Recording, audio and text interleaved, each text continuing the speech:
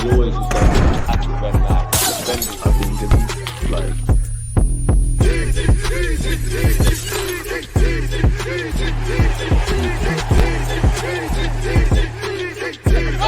It seems Andrea Berta is continuing to make his mark at Arsenal Football Club. We've been linked with 2 players joining our football club in January or in and around that time, and also 2 leaving. Jamie Carragher is speaking nonsense once again, or to be fair, not exactly nonsense, but stick around, we'll get into that, people, and everything in between. Smash the like button, big up you lot tuned in. I hope you and your loved ones are doing well and safe.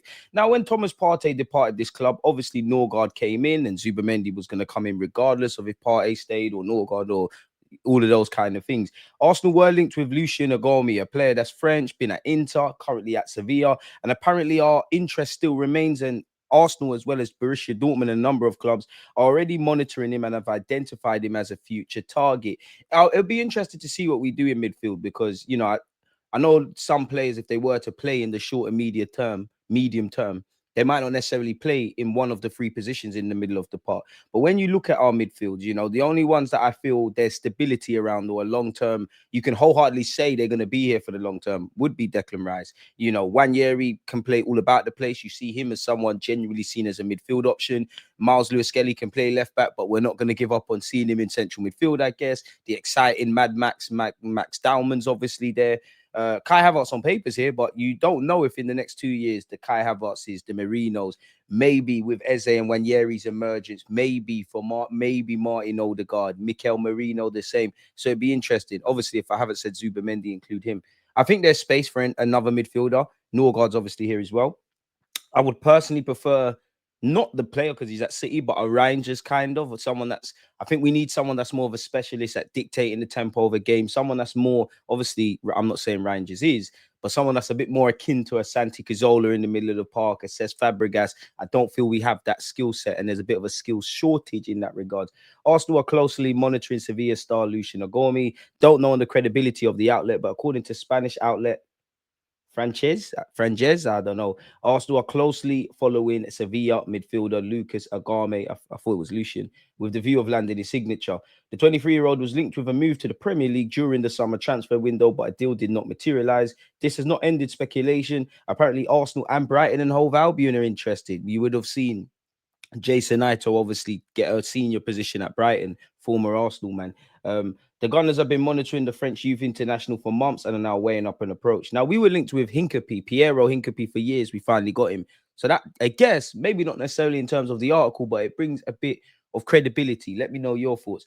Arsenal believe Agoume could give greater depth in the midfield department due to his ability to play in multiple positions. Sevilla's 20 million price tag is within the accessibility range of the Gunners for the forthcoming transfer window. So that alludes to January.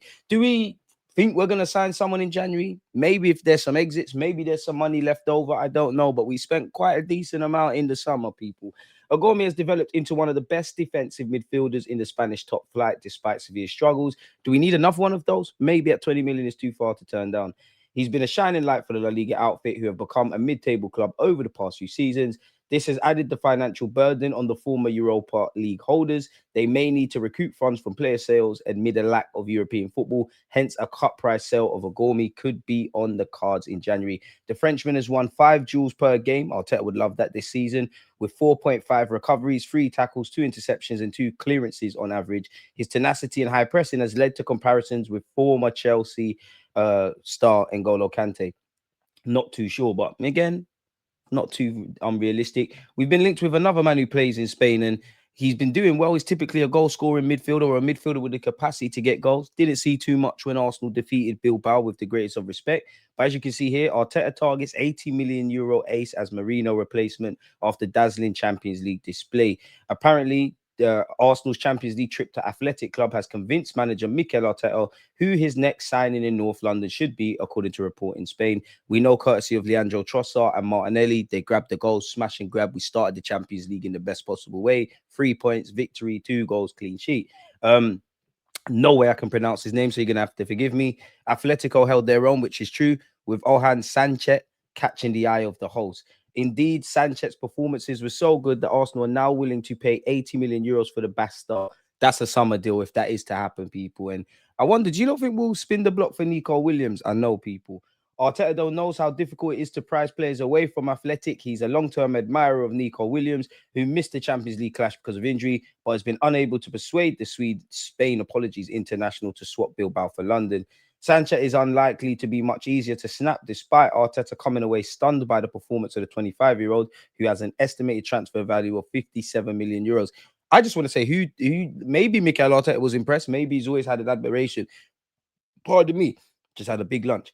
Who told you? And maybe they did. Who told you that we're like Arteta was infatuated by his performance against Bilbao? Because it was more of the collective than shining out for individuals.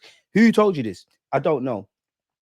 The report claims the coach believes the Navarres nature could be I don't know what that means, could be the missing piece to a perfect midfield that already boasts Declan Rice and Odegaard as the main pillars. Furthermore, the possible departure of Mikel Merino opens the door to reconstruction of midfield. And that's two articles we've read where they said Mikel Merino could depart. Would you let Mikel Merino depart either now, next summer, in January? Do you think he has a long-term future? Do you give credibility to this?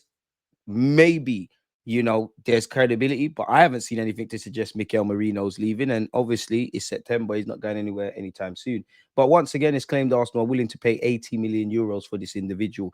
Do I see that? Probably not. We have also been linked with Prince Omokayo Jr. Apparently, he's dazzled Arsenal and Spurs at just 18 years of age, and they join a long list of Premier League clubs who are looking for value on the market and could be ticked. Arsenal, Chelsea, Spurs have all been name dropped. He comes from an academy in Denmark, Ghanaian, or better yet, African heritage, gone to Denmark. I can't pronounce that club's name, but they do have good scouting. So maybe owing to Kudus and Aderinga people coming out of the Ghanaian academy, obviously, Kudus didn't go to Denmark, but a couple of people have, so it makes sense. I mean, if you can buy low, sell high. If he doesn't progress to the first team, why not? The 18-year-old holds a Ghanaian passport, I guess, and citizenship. He hasn't made an appearance for the full national team. He made the move to Neuseeland in 2025, signing a contract until 2030. Again, if he develops and he becomes a great first team player, amazing stuff. If not, and you buy him for a couple of million and sell him for a lot of million, can't go wrong. Plenty of clubs are interested. Arsenal, Spurs, Chelsea, City, Newcastle, Brighton, Brentford have apparently been scouting matches. Just because we're watching games doesn't mean we're going to move for him necessarily. We could, and we could be watching other players. Real Madrid apparently have shown interest, as has Bayern Munich, Borussia Dortmund, RB Leipzig, and Marseille, people. What do you lot make of that, people? Again, Arsenal have Agoume on their radar, and according to the same report, they're saying the same things. He's got a deal until 2028. The report states Sevilla are looking at him as one of the next big sales, and this should please Arsenal, Dortmund, and Agoume's other suitors. Apparently, the La Liga club paid an additional 4 million to own 90% of his rights, probably because of what's going on at Inter. So, do we have an interest in him, or is it a thing where Arsenal have been linked? Sevilla are clearly in some sort of situation financially, and it's a bit of creative journalism. I don't know, people. Roma, amongst other clubs, apparently tried to go for Trossard. As you know, he's linked with Roma, a number of Premier League clubs, a number of Turkish clubs, and Saudi. He has stayed put at this moment. I still think he could potentially leave in January, even though I would hold on to him. I think you, Martinelli, Marino, anyone that Arsenal fans would divide opinion, whatever you think, I think they're all tools as part of a toolbox to help us accomplish a trophy or trophies this season. Heavy on the trophies. Arsenal to accept January offer for incredible player. So we can skip through this. Gabriel Jesus is always linked with a move away, and he's closing on an exit. I'd love to use Gabriel Jesus for a year, man. I'd love to see him play left wing in the game, if I'm completely honest. But I could understand, he's struggled with injuries. It's a World Cup year, so he might want to go, might not want to pay his wages. I don't know if January is something that's going to happen, but you'd imagine whatever moments he plays this season, this will probably be Gabriel Jesus' last year in North London. Now, what do you lot make of Jamie Carragher's comments? I think a couple of years ago, we'd say Arsenal still need to win something under Arteta. Now we're fully at this stage. But for me, I mean, Jamie Carragher, it's not that it's wrong. I just want to remind you, nobody cares what you have to say in relation to Arsenal. Obviously, I do because I'm talking about it. But your opinion's like, we're going to live or die by Jamie Carragher's thoughts. I don't think it's an FA Cup or League Cup. That would be nice. But when you look at Arsenal's team and squad, it's what you expect to see at Real Madrid or PSG. Arsenal have to go really, really close this year. So if we go really, really close and win nothing, or if we win an FA Cup and go very close, but not as close as he's suggesting, what will be the narrative you will say then? See what happens when you're a whore to the engagement. And again, he's not wrong, but this is what I don't like when the goalposts move. In terms of Arteta, you have to look at the spending. Fair, we have spent a lot. I know Liverpool spent a lot more this summer, no doubt. But in terms of a club, Arsenal don't sell well. Liverpool and Chelsea do. They bring a lot of money in to give them the chance to spend big. I hear that, but you're moving the goalposts. You're moving the goalposts. Fundamentally, all three clubs have spent big. We know Arsenal used to be good at selling. Our reputation is horrible there. We didn't do anything around that this summer. We hope Berta changes it. But if everybody's spending, everybody's spending. And clearly, in Arsenal's defense, we would not have, for a club that cries about being financially prudent. And you look at last January, potentially the summer, many a time we've been told about powder dry, and we want the club to spend. They have not given into that narrative, and they have not spent. They have blown Arsenal fans out the window. 8 players, people, 200 odd plus million odd quid. Spending is spending. Liverpool spent money, Chelsea spent money, Arsenal spent money, many other clubs have spent money, and they're all big clubs. So you should be winning and things like that. Are we talking about? Oh, so what?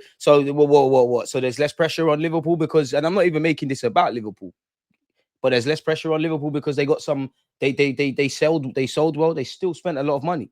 Or are we going to talk about net spend and do all this BS, bro? You got Isaac, you got Salah, you got you won the title. You've been the only team that's picked Pep Guardiola to the Premier League. What are we doing here? Arsenal don't do that, but in terms of top of the club, they're still backed Arteta to the hilt. Continue spending money to create the squad. He has to pay them back now. Arteta and the boys, you lot have to get the job done. The fans deserve it. I don't disagree with that, but it rubs me up the wrong way talking about the sales, because when we go back to Wenger's days during the Emirates, where we weren't really fighting for anything and we was being financially prudent, talking about FFP, spending low, selling high. Nobody had time for this. Makes no sense. It's a bit like how they call us a mad defensive side, in which you're great. You've seen how some teams have performed in Europe. Fair play, people. I just want fairity and equality. Apparently, Martin Odegaard will be pushing to return against City this weekend after the shoulder injury.